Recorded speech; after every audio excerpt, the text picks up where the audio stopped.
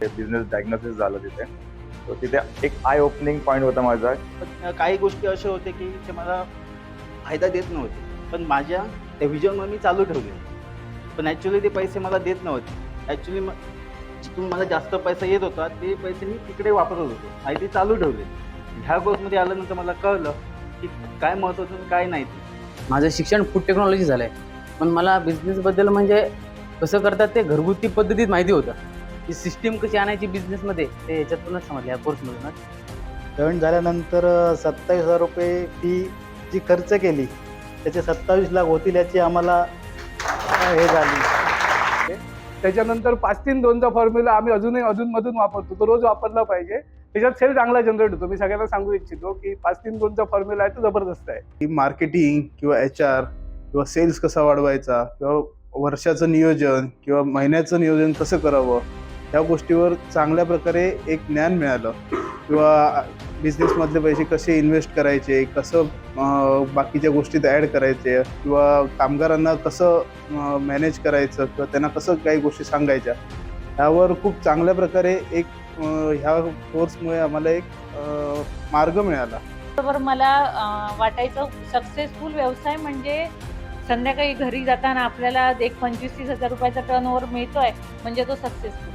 पण तो तसा सक्सेसफुल न म्हणता माझ्या मते आता म्हणजे ह्या सेशनमुळे मला कळलं की हे जे आपण हे केले मार्केटिंग, सेल्स, SOPs किंवा टाईम मॅनेजमेंट, 80-20 रूल, हे जे सगळे ह्याच्यामधून जर आपला व्यवसाय जात असेल तर तो आपला सक्सेसफुल व्यवसाय, आणि ह्याच्यामधून जर आपला टर्नओव्हर चांगला क्रिएट होत असेल तर तो सक्सेसफुल व्यवसाय असं मला वाटतं.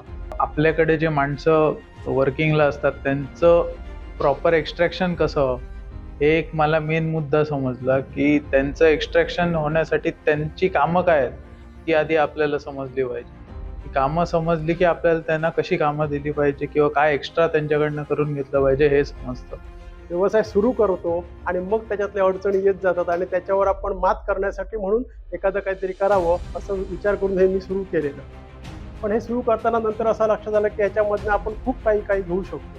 म्हणजे विशेषतः आता त्या सरांनी जसं म्हटलं मगाशी तसं आम्ही दैनंदिन खर्चाचा कधी विचारच केला नाही. आपले आले इकडनं पैसे आले तिकडे गेले, तिकडनं आले इकडे गेले, हे फक्त जुळवाजुळवीचं काम करत होतं.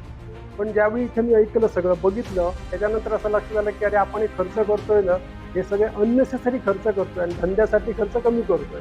तर लर्न, ऑनलर्न आणि रिलर्न ह्या प्रक्रियेमध्ये येण्यासाठी मी हे जास्त करून प्रयत्न करतोय आणि त्याचा मला खूप फायदा होतोय. मी माझे ऑलरेडी आता 2 कॅफेज आहेत, त्यामुळे मला चांगलं हे होऊन मी आता दिवाळीच्या आसपास माझा 3रा कॅफे मालवणमध्ये चालू करणार आहे.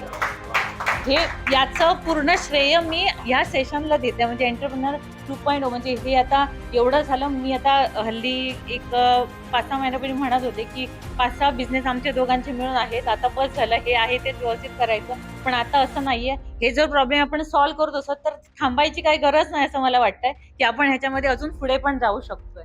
2016 पासून आपण बिझनेस करतोय, पण ॲक्च्युली फायर फायटिंग करत होतो.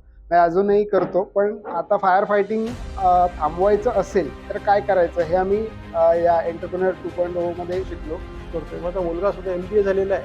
पण कसं होतं, MBAला शिकणं आणि प्रत्यक्षात ते व्यवसायामध्ये अंमलात आणणं ह्याच्यामध्ये खूप जमीन असण्याचा फरक आहे.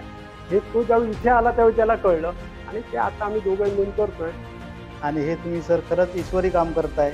तुम्हाला निश्चित चांगले आशीर्वाद देव देवोत.